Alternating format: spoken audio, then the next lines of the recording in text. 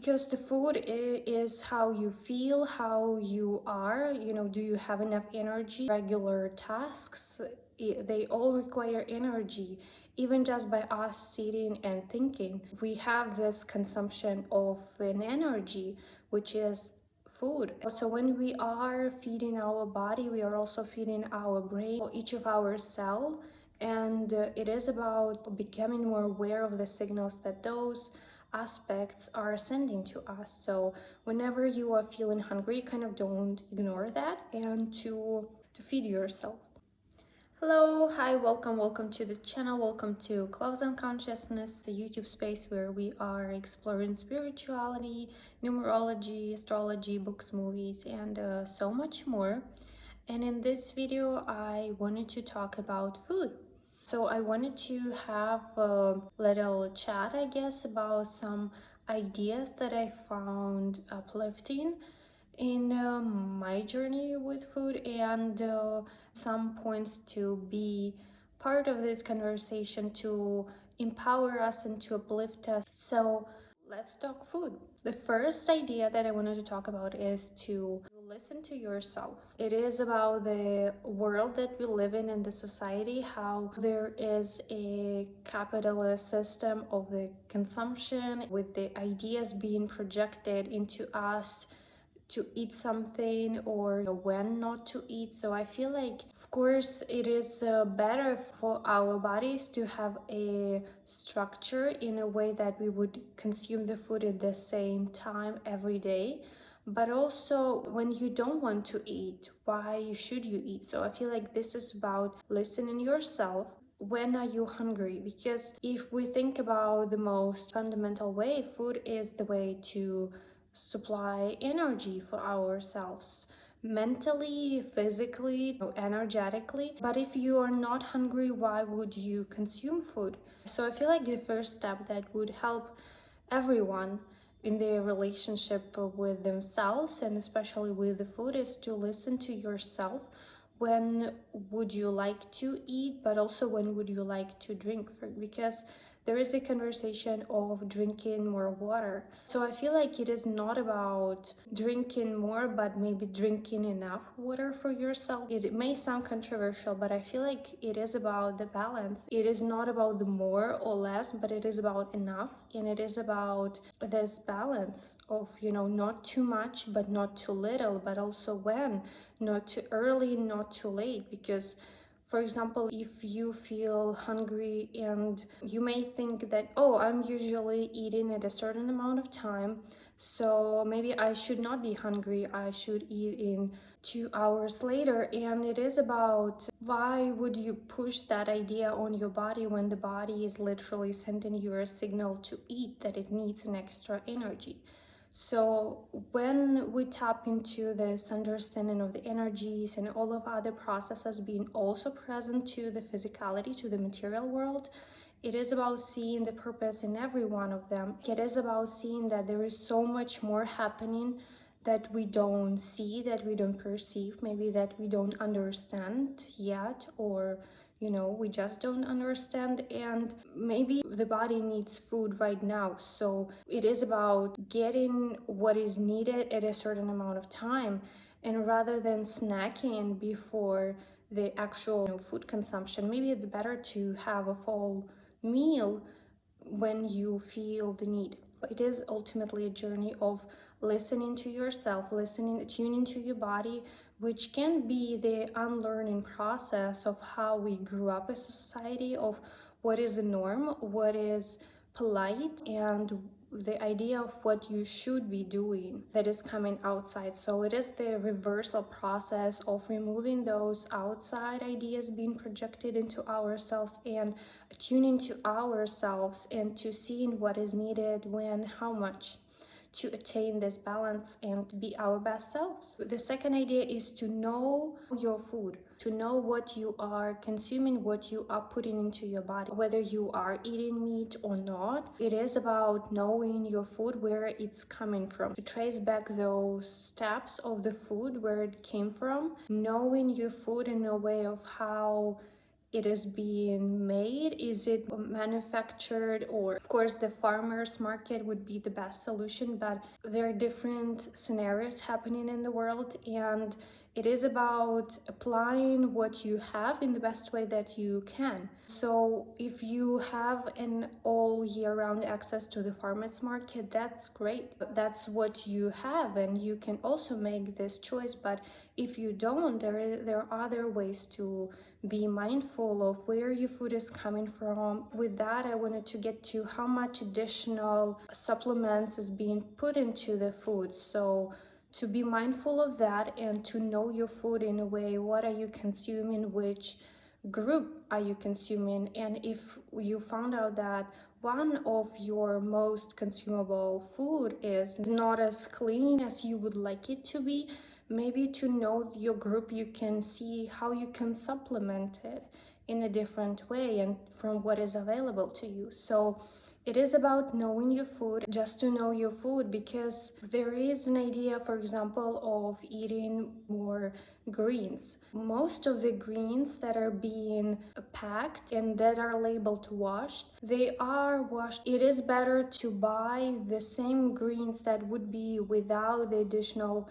packaging. So the farmers market, picking up those with the roots, it's like those simple aspects that really make a difference. Being conscious of each product, no matter how healthy or good it sounds. It is about reading the list, the ingredients. Maybe you are buying a certain chocolate and you know that their 70% chocolate is the best, so you are buying at least 70% chocolate. You're feeling you're doing good job for your body, for your brain, and getting all of those nutritions. But what else are you getting? So if you are maybe putting additional attention to the list, to their ingredients list, you may see, does it have any supplements being added to the chocolate? Does it has any soy supplements being added to that? So it's about those details and being mindful of what you are consuming. One of the most controversial or enlightening aspects is the example of apples. So over the years, because how we are currently on the collective level working with the land, with the fields, with the soil, there is a lot of chemicals being put into the soil, which requires additional time for the soil to recover for the next harvest. And all of that, there is so much more, but the key is that, for example, for 1 year you put a certain amount of the chemicals into the soil for, I don't know, because it was advertised. And so for the next year, you would need to double this amount. And can you imagine the amount of chemicals that is being accumulated and the impact that is causing on the soil on the long run if we are talking about 50 years of production, for example? So one of those aspects, for example, is the apples. The diagrams shows that for us to consume the same amount of nutritional benefit that an apple would provide from like 50 years ago or something, we would need to eat about 50 apples, because with those additional chemicals aspects being added, the amount of the nutritional of the healthy benefit in the apple is being reduced.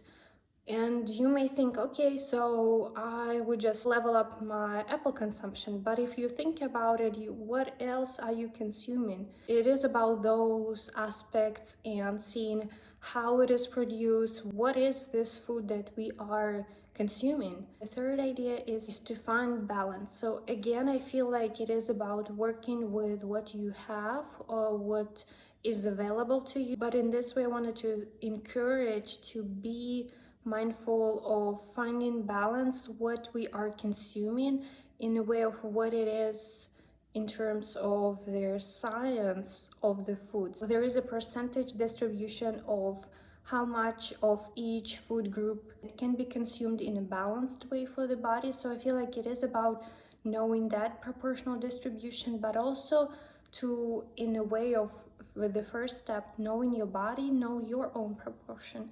So what is enough water consumption? For example, with the tea, we can say that, oh, green tea is so good for you, and there are so many health benefits, so I'm just going to consume their green tea, and it is recommended to limit your consumption of coffee and teas, all teas, to like four, maximum 4 cups. Even with that, it is about knowing the balance, knowing the limit, and not to kind of overdo it. But again, knowing our body, there is already a way of balance implied in our bodies. You know, in your balance, what is the best amount to be consumed by you. So the fourth idea is to be present with your meals. So this idea is not about how much or when you eat, but it is about the how. How are you eating? The society is so fast paced nowadays, so it is about being present with your meal and in the way how we can expand what is meditation for us. Maybe eating is a meditation, so when you are eating, be there with your food and to enjoy, and to feel the texture, and just to be consciously present with your food and with yourself at the time of the meals, and not to be in your thoughts or thinking about the next thing. So I feel like it can be really revolutionary for us to be present really when we are eating, which leads to the number 5, understanding what is the food for you. It is about the seeing maybe the mental or psychological understanding of the food, what is the food for us, when finding our balance. If it is balance, meaning that we are not consuming enough, or we are consuming too much, or we are not eating when we need it, we are eating too often, too frequent. So maybe we should eat, increase how much are we eating. Or for example, if we are eating too late for ourselves, in working with the balancing of ourselves and the food and amount of food, it is about seeing, kind of understanding why we eat food and what does it mean for us, what is it doing for our body. I feel like this part is about the over consumption or addiction, because we can become addicted to their feeling of less, and in this way we would consume less, but it would be the same addiction.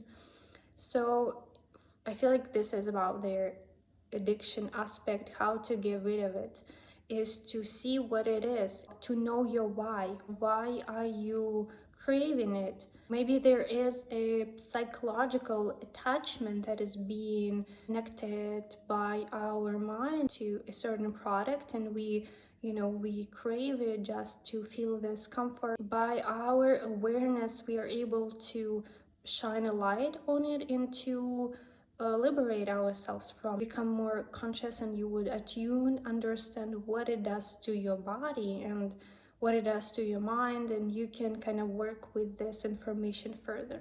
But I feel like becoming and just really thinking about why what it is the food for me can be a revolutionary experience, and truly liberating one, and enlightening on so many levels. So there is a way of seeing that we are eating to live and not living to eat. There is a quote that let the food be your medicine, otherwise your medicine will become your food. So for example, if there is a discomfort with a headache, or any physical discomfort, if we go for the medicine, maybe the food can become our medicine, and we can see the coffee consumption, or are we getting enough nutritional benefit of the food. So maybe we can switch to the whole grain and all of that, where our food is coming from. Maybe we were trusting a certain source, a certain company, and it wasn't as sustainable, or it wasn't just working for us, for our body, and all of that. So go in a full circle with the Hawaiian way of la'au lapa'au. So there is a beautiful way of understanding food as an ancestor. So there is a story of the ulu tree, of the bread tree, and there is so much more. It is about appreciating food as our ancestor, in the way that it is here to support us, to uplift us, and to be grateful. Now especially, it is about giving thanks and receiving thanks from the food. So for the water, to be grateful for the clean water, for the food being nutritious, for each cell of our body, to revitalizing and uplifting us on our physical, mental, uplifting, joyous way of self-expression. This has been a consideration of the food. I hope you are thriving. I hope you found those concepts enlightening, liberating. You found something new for yourself in the way how you work with the food. Hope you have a great day, and until we meet again, bye.